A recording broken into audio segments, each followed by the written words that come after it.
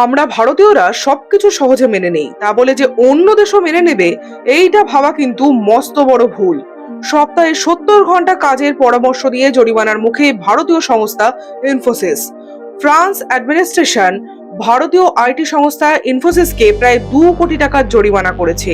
অভিযোগ, নির্ধারিত সময়ের চেয়ে বেশি সময় কাজ করানো হয়েছে সংস্থার কর্মীদের। আসলে ফরাসি শ্রম আইন অনুযায়ী 35 ঘন্টা সপ্তাহে কাজ করবেন শ্রমিকরা, আর সেই নিয়ম লঙ্ঘন করার অভিযোগেই এই জরিমানা করা হয়েছে।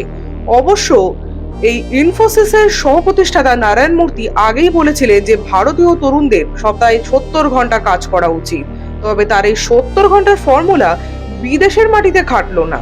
বিষয়টা হয়তো আপনার মজার লাগলো, কিন্তু সবসময় মনে রাখা উচিত এমপ্লয়িরা দিন শেষে মানুষ, কোনো মেশিন নয়। একটা মেশিনেরও মিনিমাম রেস্টের প্রয়োজন হয়, সেখানে শুধুমাত্র কোম্পানি প্রফিটের কথা চিন্তা করে ইচ্ছে মতো কাজের বোঝা চাপিয়ে বেশি সময় খাটিয়ে নেওয়াটা মোটেও গ্রহণযোগ্য নয়। সব সময় একটা কোম্পানির দায়িত্ব হওয়া উচিত এমপ্লয়ীদের জন্য সুস্থ স্বাভাবিক কর্মকেন্দ্রিক পরিবেশ বজায় রাখা। এই বিষয়ে আপনার কি মতামত, কমেন্টে লিখবেন।